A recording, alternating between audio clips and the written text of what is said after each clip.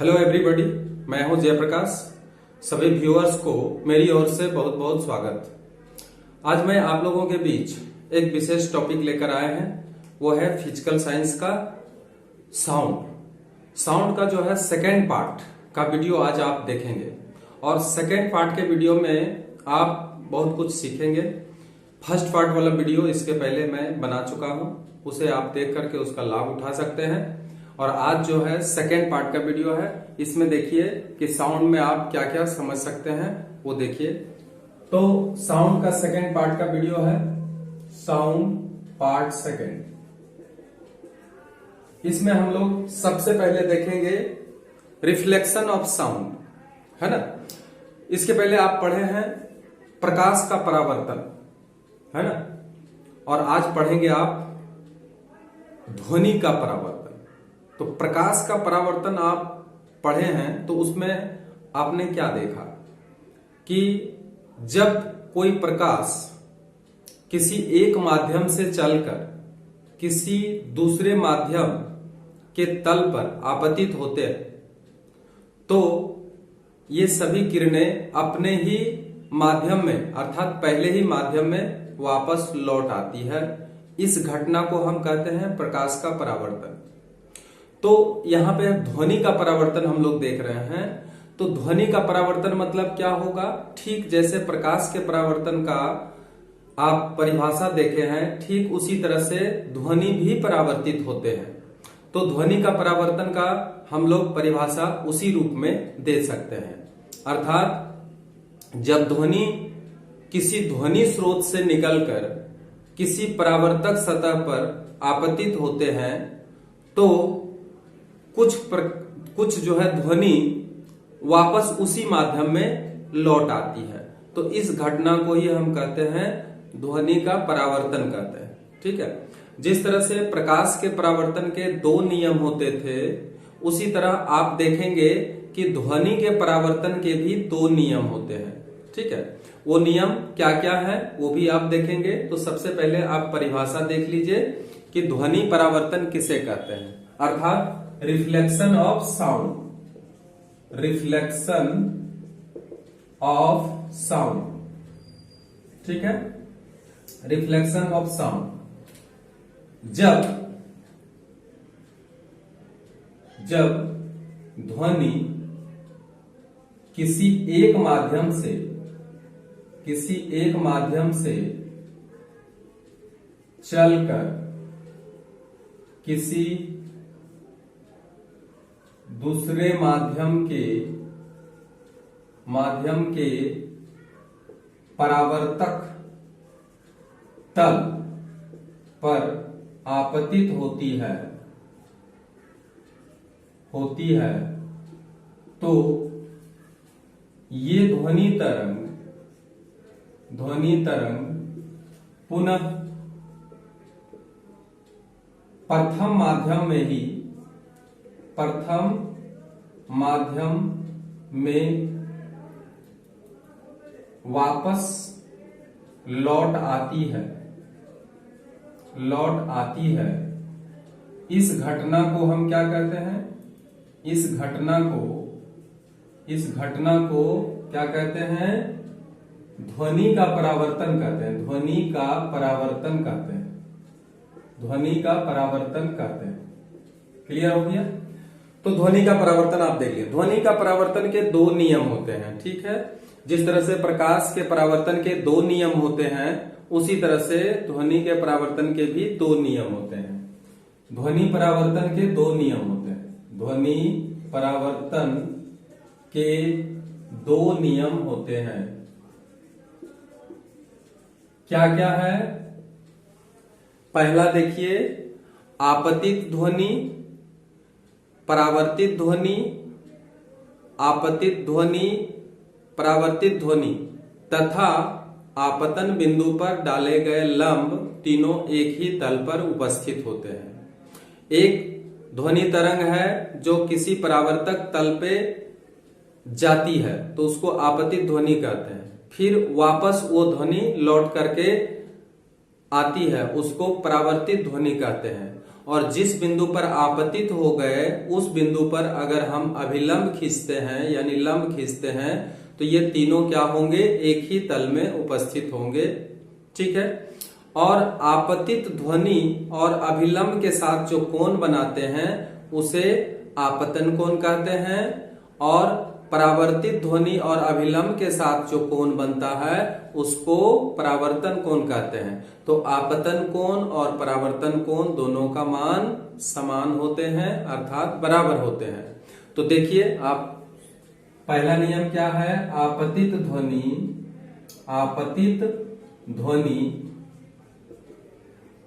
परावर्तित ध्वनि तथा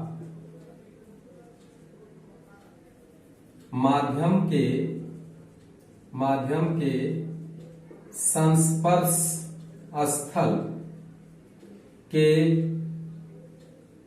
आपतन बिंदु पर डाले गए लंब तीनों एक ही तल पर उपस्थित होती है। ठीक है। दूसरा क्या है, आपतन कोण तथा परावर्तन कोण का मान समान होते हैं। एक हम एग्जाम्पल दिखाते हैं, आप देखिए इस चित्र के माध्यम से आप इसको अच्छी तरह से समझ जाएंगे। तो इसमें एक ध्वनि देखते हैं, जैसे ये परावर्तक तल है, एक परावर्तक तल कुछ भी हो सकता है, ये परावर्तक तल दीवार भी हो सकता है या और भी कोई परावर्तक तल, बड़े परावर्तक तल लिया जाता है। एक ये ध्वनि स्रोत है, मान लिया जाए ये ध्वनि स्रोत है, यहां से ध्वनि उत्पन्न हो रही है। ठीक है। तो ये ध्वनि स्रोत क्या होगा, इसके ऊपर आपतित होंगे, आपतित होने के बाद ये फिर क्या होगा, वापस लौट आए, है ना। तो ये जो आपतित ध्वनि है इसको आपतित ध्वनि कहते हैं, आपतित ध्वनि। ठीक है। और इसको परावर्तित ध्वनि कहते हैं। अब ये यहां पे जो मान लिया जाए ए बी बिंदु पर ये आपतित हुआ और सी बिंदु से होकर ये वापस लौट आए, तो यहां पे हमको क्या करना पड़ेगा, आपतन बिंदु इसको कहते हैं, यहां पर एक अभिलंब डालना पड़ेगा। तो ये जो एंगल होगा, अगर ये एंगल आई है और ये एंगल अगर आर है तो यहां भी क्या होगा, I is equal to are, यानी इंसिडेंस एंगल जो होता है ध्वनि का और रिफ्लेक्टेड एंगल जो ध्वनि का होता है, ठीक है, इन दोनों के बीच में अगर हम अभिलंब डालते हैं तो ये रिफ्लेक्टेड एंगल और इंसिडेंस एंगल और रिफ्लेक्टेड एंगल, कहने का मतलब आपतन कोण और परावर्तन कोण दोनों का मान क्या हो जाता है, बराबर हो जाता है। ये है आपका सेकेंड नियम। और फर्स्ट नियम है आपतित ध्वनि, परावर्तित ध्वनि तथा आपतन बिंदु पर डाले गए लंब तीनों क्या हो गए, तीनों एक ही तल में उपस्थित हो गए। तो इस तरह से आपको समझ में आ गया कि ध्वनि का जो परावर्तन होता है उनके दो नियम होते हैं। ये नियम इस प्रकार हैं। अब हम अगला टॉपिक के बारे में जानेंगे, वो क्या होगा। इसका एक टॉपिक है इको। इको क्या है, इको जिसको कहते हैं प्रतिध्वनि, इसको अंग्रेजी में कहते हैं इको। अब इको क्या है वो देखेंगे। ठीक है।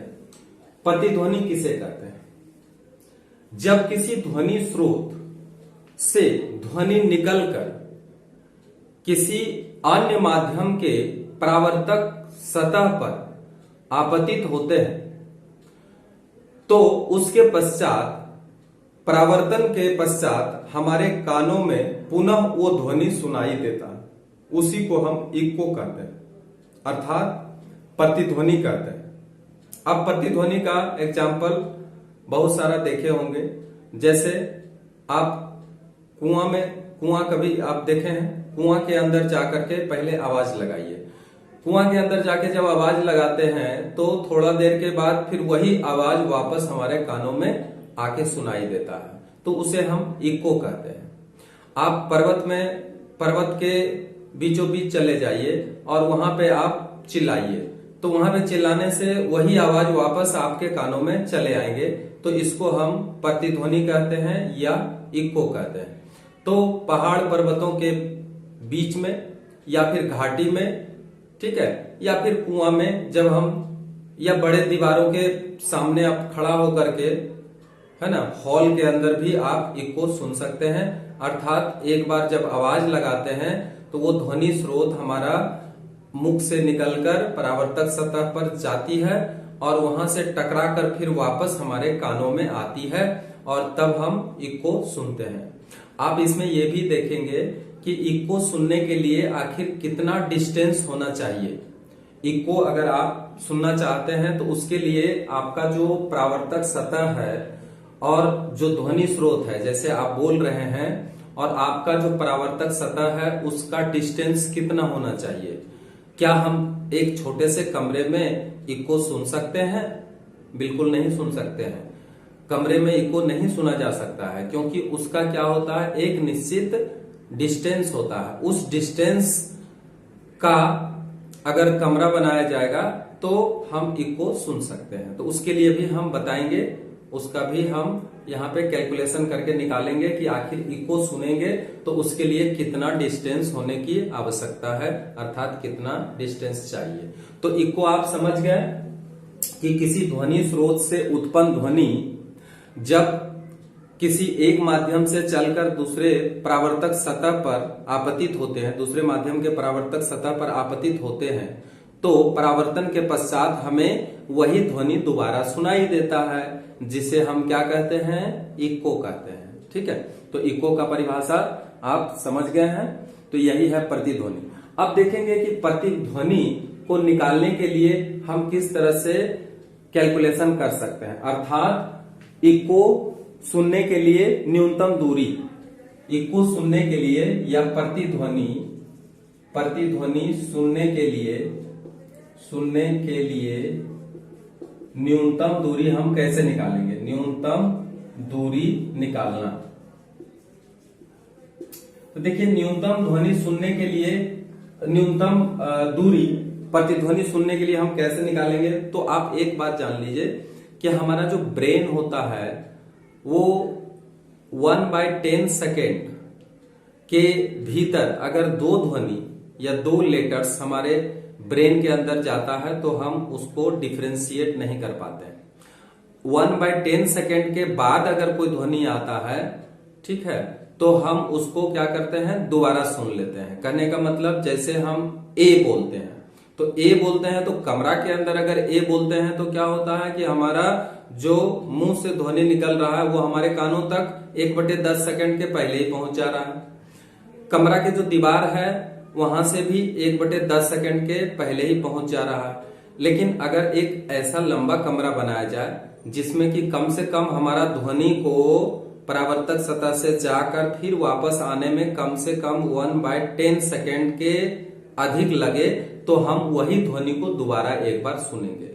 आपको समझ में आ गया कि हम क्या बता रहे हैं। तो एक न्यूनतम दूरी हमको चाहिए, अर्थात 1/10 सेकेंड के बाद अगर ध्वनि हमारे कानों तक पहुंचती है तो हम वही ध्वनि को 2 बार सुनते हैं, जिसको कि हम इको कहते हैं। ठीक है, तो 2 बार सुनने के लिए अर्थात प्रतिध्वनि सुनने के लिए हमको न्यूनतम डिस्टेंस चाहिए। तो अब देखते हैं कि 1/10 सेकेंड का जो टाइम है वो हमारा श्रुति निर्बंध कहे जाते हैं, उसको परसिस्टेंस ऑफ साउंड कहते हैं। तो ये भी आप देख लीजिए, परसिस्टेंस ऑफ साउंड क्या है, इसको कहते हैं श्रुति निर्बंध। श्रुति हिंदी में क्या कहते हैं, श्रुति निर्बंध। अर्थात हमारा कान 1/10 सेकेंड तक ही किसी ध्वनि को क्या कर सकते हैं, 1/10 सेकेंड तक ही किसी ध्वनि को एक कान के अंदर, मतलब हमारे ब्रेन के अंदर उसका छाप रह सकता है। उसके बाद ही हम क्या कर सकते हैं, उसके बीच में अगर वो ध्वनि हमारा कान में आए तो हम उसको एक ही बार सुनेंगे, 2 बार नहीं सुनेंगे। लेकिन 1/10 सेकंड के बाद वही ध्वनि फिर आवे तो हम एक बार और उस ध्वनि को सुन सकते हैं। तो देखिए हम निकालते हैं, चूंकि हम जानते हैं कि वायु के अंदर ध्वनि का जो वेग होता है 332 मीटर प्रति सेकेंड होता है। तो 1 सेकेंड में ध्वनि कितना दूरी तय करते हैं, यहां पे लिखेंगे, चूंकि 1 सेकेंड में वायु में ध्वनि कितनी दूरी तय कर रही है, 332 मीटर दूरी तय करती है। इसलिए 1/10 सेकेंड में कितना करेगा, 1/10 सेकेंड में वायु में ध्वनि उत्पन्न करेगा 332 को मल्टीप्लाई करें 1/10 से तो आएगा 33.2 मीटर। तो 33.2 मीटर जो डिस्टेंस होना चाहिए वो डिस्टेंस क्या है बताइए, जाना और आना। करने का मतलब कि दीवार तक जाना और दीवार से फिर वापस आना। तो चूंकि इसको हम 2 से डिवाइड करेंगे तो वो क्या होगा, परावर्तक तल और ध्वनि स्रोत उसके बीच का डिस्टेंस निकल जाएगा। तो देखिए, तो इसलिए हम लिखेंगे, अतः प्रतिध्वनि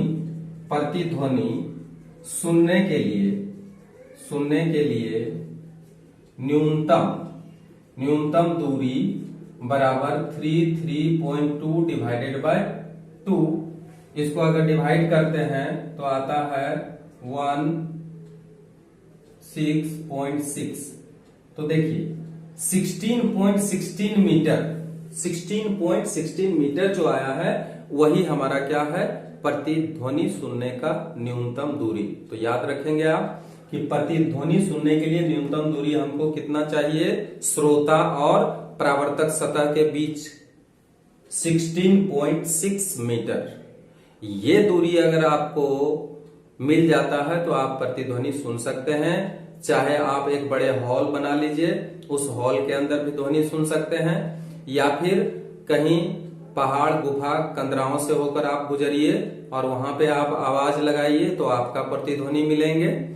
या फिर आप घाटी के अंदर जा रहे होते हैं तो उस समय भी आप ध्वनि अगर उत्पन्न करते हैं तो आपको प्रतिध्वनि सुनाई देंगे। या आप कुआं में जाकर के एक बार आवाज लगाइए तो उस समय भी आपको प्रतिध्वनि सुनाई देंगे। क्लियर? तो न्यूनतम दूरी आप याद रखेंगे, ये परीक्षा में पूछे जाते हैं। ठीक है, परसिस्टेंस ऑफ साउंड भी पूछे जाते हैं और न्यूनतम दूरी प्रतिध्वनि का कितना होता है वो भी पूछे जाते हैं। तो आप ये समझ गए हैं कि किस तरह से हम इको को निकाल सकते हैं। उसके बाद एक और वर्ड आता है कि ध्वनि जो होता है वो 2 प्रकार के होते हैं। ध्वनि जो हम लोग सुनते हैं वो 2 प्रकार के होते हैं। एक ध्वनि जो होता है उसको हम कहते हैं म्यूजिकल साउंड, जिसको कि कहते हैं ध्वनि 2 प्रकार के हो सकते हैं, ध्वनि के प्रकार, है ना। एक होंगे म्यूजिकल साउंड और दूसरा जो होता है उसको हम कोलाहल कहते हैं, या उसको हम कहते हैं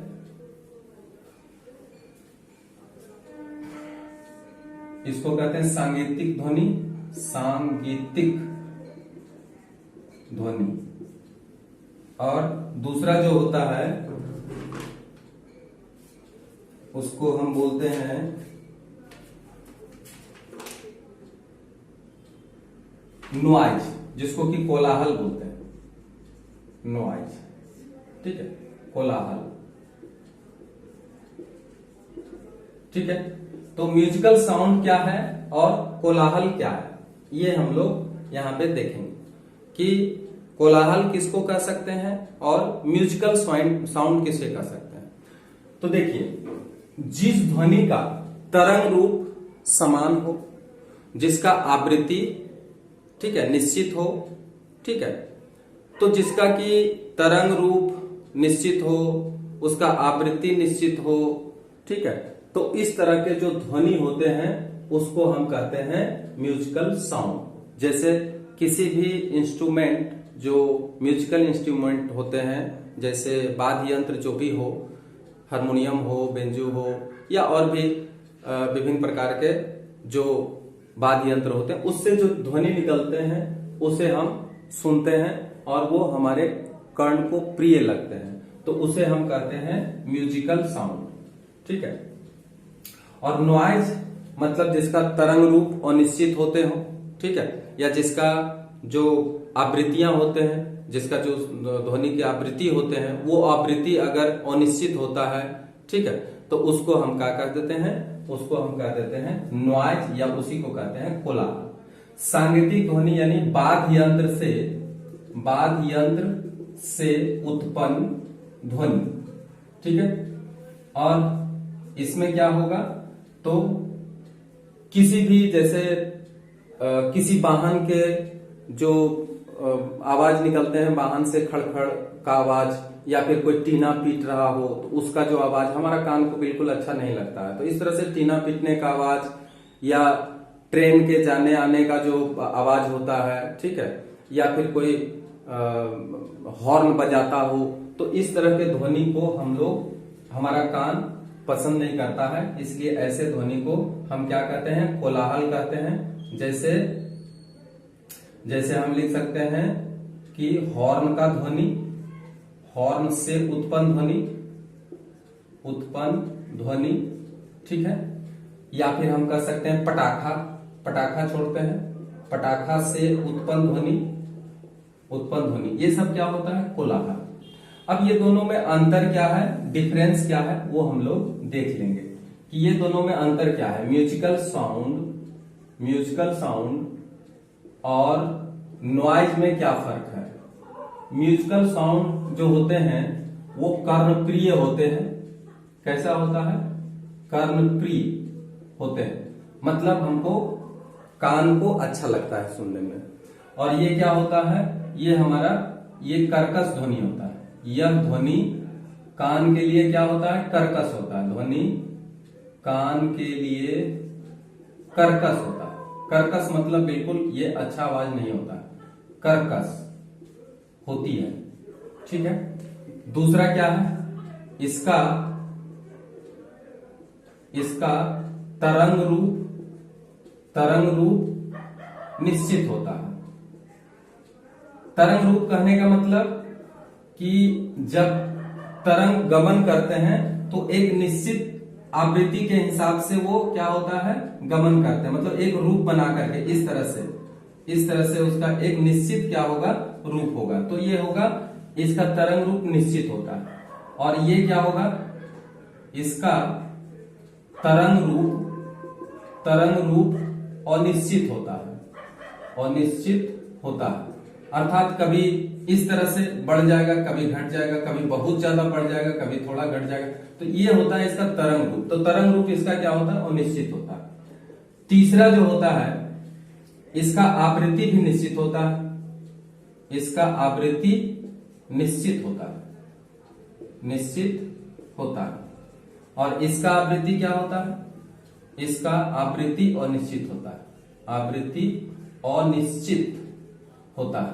क्लियर हो गया।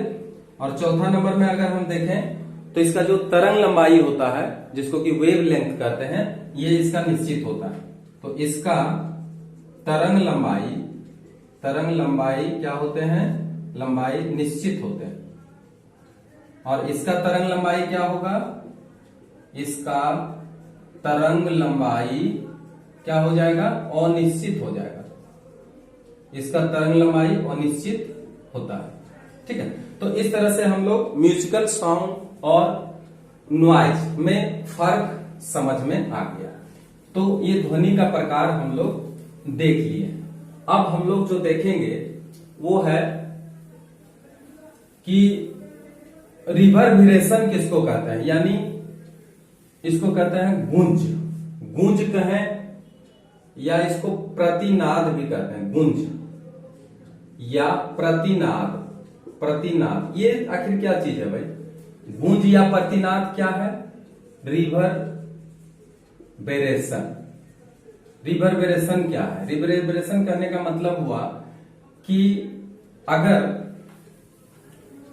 किसी ध्वनि स्रोत से ध्वनि निकलकर अलग अलग परावर्तक सतह से टकराकर जब हमारे कानों के अंदर आते हैं तो वो क्या होता है कि हमारे कान अलग अलग तरह के ध्वनि सुनने लगते हैं। तो इस तरह से अलग अलग परावर्तक सतह से लौटकर जब हमारा कान के अंदर किसी ध्वनि स्रोत से उत्पन्न ध्वनि अलग अलग परावर्तक सतह से लौटकर जब हमारा कान में सुनाई देता है तो वो ध्वनि बिल्कुल अस्पष्ट हो जाते हैं।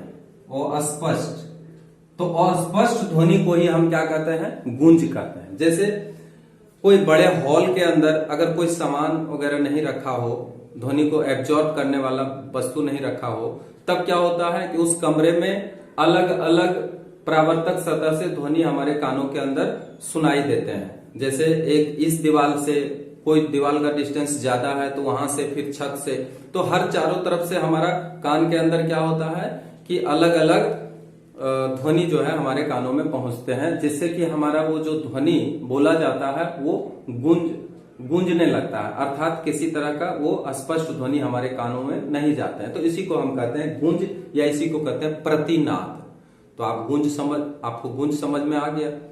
अब जो बादल की गड़गड़ाहट है उसको भी हम लोग गूंज के अंतर्गत ही रखते हैं, क्योंकि बादल की गड़गड़ाहट जब होती है तो उसमें भी अलग अलग सतहों से होकर के, अलग अलग परावर्तक सतह से होकर हमारे कानों में आते हैं, जिससे कि हमें गूंज सुनाई देते हैं। तो उसी को हम कहते हैं प्रतिनाद।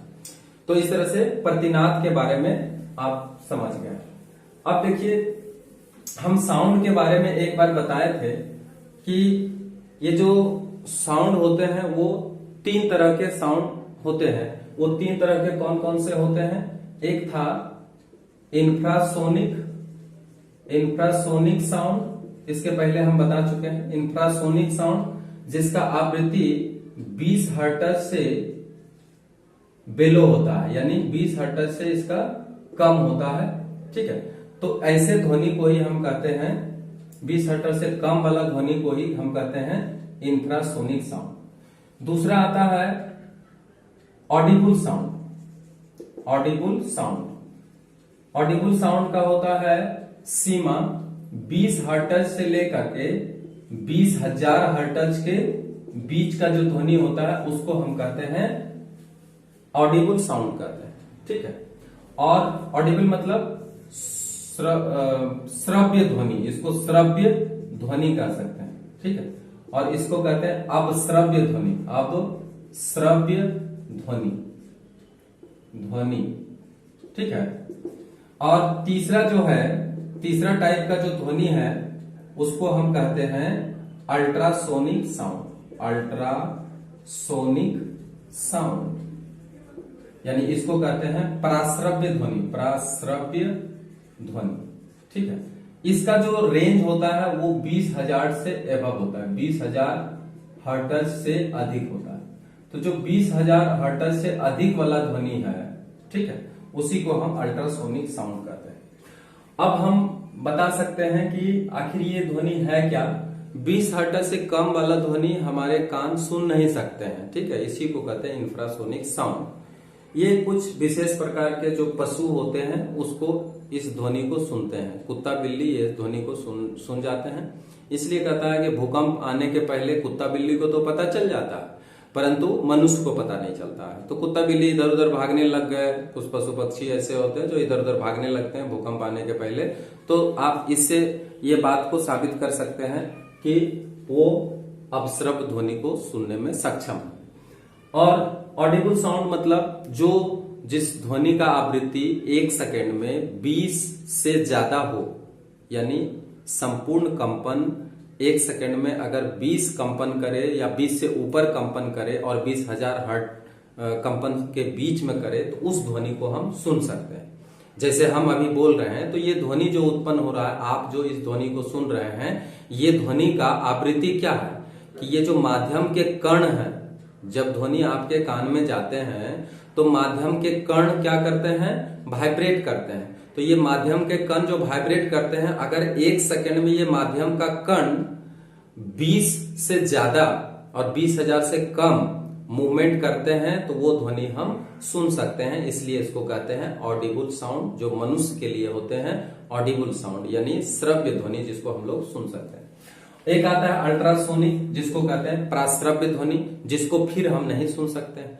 तो आखिर सुनते कौन है? तो कुछ जीव हैं जो इसको सुन सकते हैं, जैसे एक बैट ले लीजिए, बैट सुनते हैं, ठीक है, या फिर डॉल्फिन वगैरह इस ध्वनि को सुन सकते हैं और उत्पन्न भी कर सकते हैं। तो इस तरह के ध्वनि, प्राश्रव्य ध्वनि को कुछ विशेष एनिमल ही सुन सकते हैं और उत्पन्न कर सकते हैं, उसको अल्ट्रासोनिक साउंड कहते हैं। परंतु अल्ट्रासोनिक साउंड जो होते हैं इसका यूटिलाइज बहुत है, इसका यूज हम लोग बहुत इसका करते हैं और इससे हम काफी लाभान्वित होते हैं। तो आखिर इस ध्वनि का यूज हम क्या क्या चीज में करते हैं वो आप देखिए। इसका क्या क्या यूज है, यानी यूज ऑफ अल्ट्रासोनिक साउंड, ये बहुत ही महत्वपूर्ण क्वेश्चन है। Use of ultrasonic sound, ultrasonic sound. अब इसका यूज क्या क्या है, अल्ट्रासोनिक साउंड का यूज क्या है, हम लोग इसका उपयोग क्या क्या करते हैं। सबसे पहले देखिए इसका जो यूज है वो आखिर है क्या। सबसे पहले समुद्र के गहराई, समुद्र के गहराई, समुद्र के गहराई का पता करना, गहराई का पता करना। अब ये होता कैसे है, हम लोग जानते हैं कि जल के अंदर ध्वनि का वेग कितना होता है, ठीक है, लगभग हम बताए थे इसके पहले 1400 मीटर प्रति सेकंड होता है। तो अगर हम ध्वनि का वेग जान रहे हैं, ठीक है, और टाइम अगर हमको पता हो जाए कि अल्ट्रासोनिक साउंड अगर क्रिएट किया जाए किसी भी पोत के अंदर या किसी भी जहाज के अंदर, पानी वाला जहाज के अंदर, अगर हम एक विस्फोट करते हैं तो उस विस्फोट करते हैं तो वो उसका हम क्या कर सकते हैं, तो ध्वनि का वेग हमको पता है।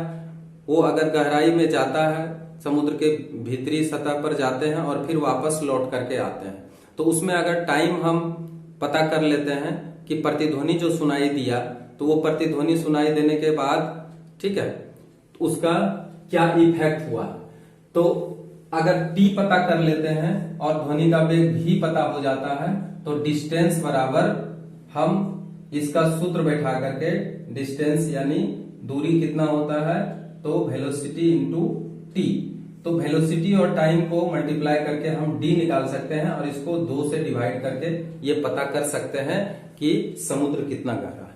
तो इस तरह से हम प्रतिध्वनि और अल्ट्रासाउंड का यूज करके हम क्या कर सकते हैं, तो इसका हम समुद्र के गहराई का पता कर सकते हैं। क्लियर। अब 2 नंबर देखिए, जहाज की ऊंचाई, जहाज की ऊंचाई फिर उसी तरह से हम पता कर सकते हैं, ठीक है, एक ऐसा डिवाइस जो टाइम को पता करे।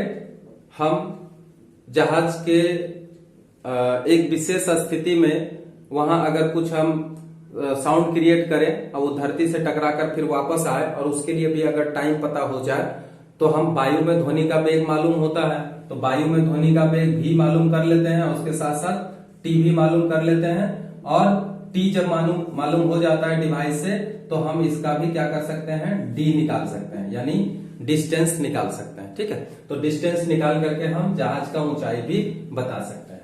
तीसरा जो इसका उपयोग आता है, वो समुद्र के अंदर किसी भी प्रकार के अवशेष जो होता है, समुद्री अवशेष, समुद्री अवशेष को पता करने के लिए, समुद्री अवशेष को पता करने के लिए भी हम इसका यूज करते हैं। समुद्री स्पेस, समुद्र के भीतर कुछ विशेष प्रकार के अवशेष, जैसे आप सुने होंगे कि टाइटैनिक का जहाज एक बार डूब चुका था, तो वो जो डूबा हुआ जगह है वो कहां पर है, वो अल्ट्रासाउंड का व्यवहार करके हम उसका डिस्टेंस का भी पता कर सकते हैं या अवशेष का भी पता कर सकते हैं, क्योंकि अलग अलग डेंसिटी में साउंड का जो अल्ट्रासोनिक साउंड होता है उसका वेव बदल जाते हैं, इसलिए तब हम उसका उपयोग क्या कर सकते हैं, तो अवशेष के पता करने के लिए भी किया जा सकता है। चौथा क्या है, चौथा है मत्स्य की गतिविधियां, मत्स्य की गतिविधियां। अब जो मछलियां हैं, उसके बारे में हम कैसे पता कर सकते हैं? कई जहाज ऐसे होते हैं जिसमें कि कई जो है पानी का जहाज ऐसे होते हैं जो मछली मारने के लिए जहाज समुद्र में उतारे जाते हैं। इसके अंदर एक डिवाइस लगे हुए होते हैं जो मछलियों के झुंड का पता कर लेते हैं कि कहाँ पे मछलियों का झुंड अधिक है, तो उसको वो क्या होता है, वो सुविधा होता है मछली को मारने में। तो इस तरह से मत्स्य की गतिविधियां का भी पता हम लोग अल्ट्रासोनिक साउंड से कर सकते हैं। पांचवा हो गया है बैक्टीरिया नाश। बैक्टीरिया का नाश करने में, बैक्टीरिया का नाश करने में देखिए अल्ट्रासोनिक साउंड जो होते हैं उसमें एक विशेष तरंग होते हैं, वो काफी तीव्र होते हैं। इसके कारण क्या होते हैं, कुछ बैक्टीरिया इससे नष्ट भी हो जाते हैं। तो बैक्टीरिया का नाश करने के लिए, जो हानिकारक बैक्टीरिया को अगर नाश करना होता है तो हम लोग अल्ट्रासोनिक साउंड से उसका क्या करते हैं, उसको खत्म कर देते हैं। यहां तक कि मेडिकल डिपार्टमेंट में ऐसा भी देखा जाता है कि जो पथरी होते हैं उसका भी इसके सहायता से उसको खत्म कर दिया जाता है, उसको तोड़ दिया जाता है और इसका इलाज भी किया जाता है। तो इस तरह से हम देख लिए हैं। छठा नंबर देखिए, बैक्टीरिया के बाद आता है अल्ट्रासोनोग्राफी। जैसा कि अभी हम थोड़ा देर पहले बता चुके हैं, अल्ट्रासोनोग्राफी। अच्छा, अल्ट्रासोनोग्राफी है क्या? ये मेडिकल के क्षेत्र में अल्ट्रासोनोग्राफी किया जाता है। वो चाहे स्त्रियों के गर्भ के अंदर जो बच्चे होते हैं उसका स्थिति, पोजीशन, इसकी भी जानकारी करने के लिए हम इसका व्यवहार करते हैं, अल्ट्रासोनिक साउंड का व्यवहार करते हैं। और इसके साथ साथ हमारे किडनी में या फिर अन्य अंगों में कहाँ पे पथरी है, वो पथरी अलग अलग डेंसिटी के हो सकते हैं, इसलिए वो अलग अलग डेंसिटी में साउंड वेव जो होता है अलग अलग तरीके से रिफ्लेक्ट करते हैं, जिससे कि उसका फोटो चले आते हैं स्क्रीन के ऊपर और हम पता कर सकते हैं कि हमारा शरीर के अंदर कहां पर ऑब्स्ट्रक्शन मौजूद है। ये मेडिकल के क्षेत्र में भी होता है और इंजीनियरिंग के क्षेत्र में भी होता है। अगर अल्ट्रासाउंड का व्यवहार कहीं ऐसे स्थानों में किया जाए जहां पे कि एबनॉर्मल तरीके से किसी घर को या क्या कहते हैं, बांध को या फिर पुल को इस तरह से बनाया जाता है जहां पर कि कहीं मतलब छड़ नहीं दिया गया है या और भी कहीं छूटा हुआ है, तो हम अल्ट्रासोनिक भेज करके ये देख सकते हैं कि ये जो वेव जाता है, तो जहां पे एबनॉर्मल कंडीशन है, जहां पे छूटा हुआ है, छड़ छूटा हुआ है या किसी तरह का कमी है, तो वो क्या होता है, रिफ्लेक्ट होने के बाद वो साउंड उसे प्रदर्शित कर देता है कि यहाँ पे क्या है, एबनॉर्मल कंडीशन है, जिससे कि बड़े बड़े पुल को भी जो पहले से गड़बड़ हो रहे हैं, टूटने वाले हैं, तो उसको भी हम लोग रोक सकते हैं। बांध भी कहाँ गड़बड़ हो रहा है उसको भी देखकर रोक सकते हैं। तो इसका बहुत अच्छा यूज हो रहा है अभी आधुनिक काल में। तो इस तरह से अल्ट्रासोनोग्राफी का भी हम लोग व्यवहार करते हैं मेडिकल के क्षेत्र में। उसके बाद आता है एक बहुत ही महत्वपूर्ण चीज, सोनार। सोनार क्या है उसके बारे में देखिए। सोनार को कहते हैं साउंड नेविगेशन रेंज। इसका फुल फॉर्म होता है साउंड नेविगेशन रेंज। ठीक है, आखिर ये क्या है? एक ऐसा विधि है जिससे कि क्या होता है, युद्धपोत ज्यादातर इसका व्यवहार करते हैं। युद्ध के क्षेत्र में जो जहाज उतारे जाते हैं समुद्र में लड़ाई करने के लिए, नेवी वाले जो उतारते हैं जहाज को, तो उसमें ये सिस्टम लगे हुए होते हैं जिसको सोनार कहते हैं। ये क्या कर सकते हैं, दुश्मन के जहाज को भी पता कर सकते हैं। ठीक है, और इसके अलावा इससे विभिन्न प्रकार के समुद्र के अंदर जो भी ऑब्स्टेकल है वो उसको भी पता कर सकते हैं। तो ये विशेष प्रकार की एक मशीन है जिसमें कि अल्ट्रासोनिक वेव निकाला जाता है और विभिन्न प्रकार के समुद्र के अंदर होने वाले गतिविधियों का पता किया जाता है। इसी को हम कहते हैं सोनार, साउंड नेविगेशन रेंज। तो इस तरह से हम देख लिए कि बहुत सारे इसके क्या हैं, यूज होते हैं। ठीक है, और अल्ट्रासोनिक वेव का हम बहुत सारे अपने जीवन में क्या करते हैं, इसका इस्तेमाल करते हैं। ठीक है, अब हम चले आते हैं characteristics of musical sound. Characteristics of musical sound कहने का मतलब कि ये इसका क्या क्वालिटी है, अर्थात जो सांगीतिक ध्वनि है उसके अंदर भी बहुत सारे गुण होते हैं। ठीक है, तो म्यूजिकल साउंड का कैरेक्टरिस्टिक्स क्या है? कैरेक्टरिस्टिक्स ऑफ म्यूजिकल साउंड अर्थात सांगीतिक ध्वनि का विशेषता क्या है? तो याद रखिए, इसमें 3 विशेषताएं हैं। पहला है इंटेंसिटी, जिसको कि हम तीव्रता कहते हैं, तीव्रता। इसको लाउडनेस भी कहते हैं, लाउडनेस। ठीक है, दूसरा है पिच।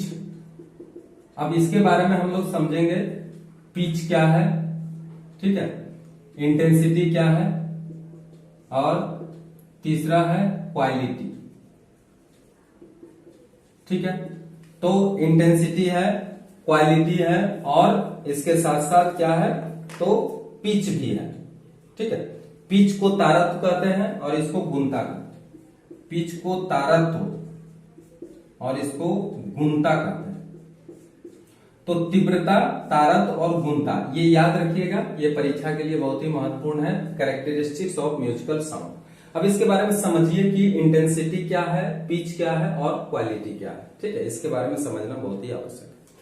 इंटेंसिटी कहने का मतलब कि लाउडनेस कितना है। कोई भी ध्वनि, जैसे हम धीरे धीरे बोल रहे हैं, फिर थोड़ा देर के बाद बहुत तेज हो जाते हैं, तो हमारा लाउडनेस यहाँ पे क्या हो जा रहा है, बढ़ रहा है।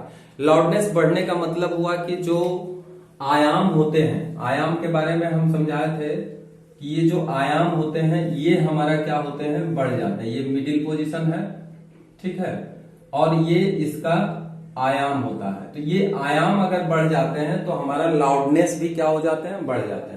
तो इस तरह से लाउडनेस बढ़ने का मतलब, तीव्रता बढ़ने का मतलब हमारा साउंड क्या क्या होता है, ये आयाम जो होते हैं, जिसको आयाम कहते हैं, एम्पलीट्यूड कहते हैं, ये एम्पलीट्यूड अगर बढ़ गया तो हमारा ध्वनि का तीव्रता भी क्या हो जाएंगे, अधिक हो जाएंगे। इसके साथ साथ ये और भी विभिन्न प्रकार के कारकों के ऊपर डिपेंड करते हैं। वो क्या क्या है, स्रोत और मतलब श्रोता कह सकते हैं, श्रोता और जो परावर्तक सतह है उसका डिस्टेंस के ऊपर भी तीव्रता निर्भर करते हैं। जैसे अगर कोई स्रोत और जो श्रोता होते हैं उन दोनों के बीच की दूरी ज्यादा अगर हो तो इंटेंसिटी कम जाते हैं। जैसे अभी हम इस हॉल के अंदर बोल रहे हैं तो यहाँ जो भी व्यक्ति है वो उस ध्वनि को लाउड सुनेंगे, परंतु ये ध्वनि बहुत दूर अगर हम किसी व्यक्ति को सुनने को कहें तो मेरा आवाज उतना तीव्र नहीं सुन सकते। तो श्रोता और स्रोत के बीच के दूरी के पर भी निर्भर करता है क्या, ध्वनि का तीव्रता। और किसके ऊपर निर्भर करता है, तो ध्वनि स्रोत का आकार। देखिए, एक छोटा सा ढोलक है और एक बहुत बड़ा ड्रम है, तो इससे जो उत्पन्न होगा ध्वनि और इससे जो उत्पन्न ध्वनि होगा बजाने के बाद, तो इससे काफी जोर से साउंड उत्पन्न होगा, क्योंकि इसमें क्या हो रहा है, इसमें आयाम जो है बढ़ रहा है। तो आयाम अगर बढ़ गया है तो निश्चित रूप से ध्वनि हम ज्यादा सुन सकते हैं। इसका मतलब क्या है कि श्रोता, जो ध्वनि स्रोत है उसका आकृति कितना बड़ा है। आकृति अगर छोटा है तो उसमें एम्पलीट्यूड कम होंगे, अगर आकृति बड़ा है तो उसमें क्या होगा, एम्पलीट्यूड ज्यादा होगा। तो एम्पलीट्यूड ज्यादा होने से भी हमारा तीव्रता क्या होगा, बढ़ जाएगा। यानी स्रोत का आकार हम बोल सकते हैं, स्रोत का आकार बढ़ने से भी क्या होगा, तो ध्वनि का वेग बहुत, तीव्रता उसकी बढ़ सकती है। उसके बाद कहा कि माध्यम के जो घनत्व होते हैं उस पर भी वो क्या करते हैं, निर्भर करते हैं। घनत्व अधिक होने से ध्वनि तीव्र गति से जाते हैं और कम होने से कम गति से जाते हैं। तो इस तरह से हम देख सकते हैं कि इस किनके ऊपर क्या करते हैं, हमारा ध्वनि का तीव्रता निर्भर करता है। अब आता है पिच। अगर मान लिया जाए कि इंटेंसिटी सेम है ध्वनि का, लेकिन तारत्व क्या होता है, उसका अंतर हो जाता है। पिच किसके ऊपर निर्भर करता है, तो ये जनरली निर्भर करता है फ्रीक्वेंसी के ऊपर निर्भर करता है, फ्रीक्वेंसी। ठीक है, फ्रीक्वेंसी यानी आवृत्ति। आवृत्ति ध्वनि का कितना है उस हिसाब से क्या होता है कि हमारा पिच होता है। जैसे लड़कियों की जो आवाज होती है वो बहुत ही अधिक पिच वाली होती है। क्यों ऐसा हम बोलते हैं? क्योंकि उसमें आवृत्ति क्या होता है, अधिक होता है। तो जिसका आवृत्ति अधिक होगा ध्वनि में तो उसका पिच हम ज्यादा कहते हैं। इसलिए जो लड़कियों की आवाज होता है वो बहुत ही सुरीली होते हैं और मर्दों की जो आवाज होते हैं वो थोड़ा सा कम सुरीली होते हैं। अर्थात वो उसको हम क्या कर सकते हैं, उसको हम कह सकते हैं एक सुरीली ध्वनि है और एक थोड़ा सा कर्कश आवाज हम बोल सकते हैं, क्योंकि उसका थोड़ा सा ज्यादा क्या होता है, फ्रीक्वेंसी कम हो जाने के कारण उसका। जैसे शेर का दहाड़, अब शेर का दहाड़ को सुनिए और एक मक्खी का जो मच्छर का जो भिनभिनाहट है उसको सुनिए, तो तीव्रता ज्यादा किस में होते हैं, तो जो मच्छर होते हैं उसके आवाज में तीव्रता अधिक होती है। ठीक है, इसलिए उसका पिच भी अधिक माना जाता है और शेर का दहाड़ का पिच को हम कम मानते हैं। तो पिच निर्भर करता है किसके ऊपर, तो फ्रीक्वेंसी के ऊपर निर्भर करता है। उसके बाद आ जाते हैं क्वालिटी। क्वालिटी मतलब क्या, देखिए इंटेंसिटी और पिच दोनों भी अगर एक हो, समान हो, तो फिर हम क्वालिटी के ऊपर डिपेंड करता है कि आपका ध्वनि किस तरीके का ध्वनि होगा। अब क्वालिटी कहने का मतलब तरंग रूप। अब जो ध्वनि उत्पन्न हो रहा है उसका तरंग रूप कैसा है। तरंग रूप अगर जिसका एक जैसा है उसका क्वालिटी कुछ अलग जैसा होता है। जैसे हम अलग अलग वाद्य यंत्रों का जब आवाज सुनते हैं तो उसमें क्या है, क्वालिटी का फर्क है। हो सकता है कि उसका इंटेंसिटी और पिच दोनों सेम है, परंतु उसका तरंग रूप अलग अलग हो सकते हैं। तरंग रूप कहने का मतलब अभी हम आपको बताए थे कि जैसे एक ट्यूनिंग फॉर्क है तो उससे जो तरंग निकल रहे हैं उसका आवृत्ति का तरंग रूप इस तरह से है, इस तरह से। फिर दूसरा अगर मान लिया कि दूसरा कोई यंत्र, हम वाद्य यंत्र बजा रहे हैं, ठीक है, बेंजो अगर बजा रहे होते हैं तो इसका तरंग रूप हो सकता है इसका, हालांकि इसका तरंग रूप निश्चित होगा क्योंकि ये सांगीतिक ध्वनि है, लेकिन ये इसका आवृत्ति निश्चित होगा, परंतु इसका तरंग रूप क्या होगा, तरंग रूप इसका हो सकता है कि इस तरीके से इसका तरंग रूप आ जाता है। तो तरंग रूप का बदलाव हो रहा है यहाँ पे, देखिए। अब तरंग रूप का अगर बदलाव होगा तो वो साउंड का क्या होगा, क्वालिटी अलग हो जाएगा। इसलिए अलग अलग वाद्य यंत्र जब हम सुनते हैं तो उसमें क्या होता है कि इसका क्वालिटी का ही फर्क होता है, अर्थात इसका क्वालिटी हम अलग अलग देखते हैं और इसको सुनते हैं अलग अलग आवाज में। तो इस तरह से हम देख लिए हैं कि इंटेंसिटी है, पिच है और क्वालिटी है, जो कि कैरेक्टरिस्टिक्स ऑफ म्यूजिकल साउंड का होते हैं। अब आपको थोड़ा सा हम बता देते हैं इसमें साउंड का जो पोल्यूशन होता है, साउंड का तीव्रता को मापने का जो इकाई है उसको डीबी कहते हैं, याद रखिए। और 60 डीबी का जो साउंड होता है वो हमारे लिए एक स्वस्थ आवाज है, इसको हम स्वस्थ इंटेंसिटी का ध्वनि कह सकते हैं, है ना। नॉर्मल इसको हम कह सकते हैं, इसको हम सुन सकते हैं आराम से, नॉर्मल साउंड। लेकिन 80 डीबी के बाद जो ध्वनि हम लोग सुनते हैं वो हमारे कान के लिए हानिकारक होता है, इसको हार्मफुल साउंड भी कहते हैं। तो देखिए ये जो साउंड होते हैं ये 80 से अधिक बहुत जगह होते हैं। पटाखा छोड़ते हैं या फिर बहुत तेज गति से लाउड स्पीकर बजता है, ठीक है, हॉर्न बजता है, तो ट्रेन की जो बहुत जोर का आवाज आती है, तो ये सारे जो आवाज होते हैं ये सारे 80 डीबी से अधिक होते हैं और इसलिए तब ये हमारे स्वास्थ्य के लिए हानिकारक होता है। अर्थात इसके कारण हमारे कानों का पर्दा फट सकते हैं।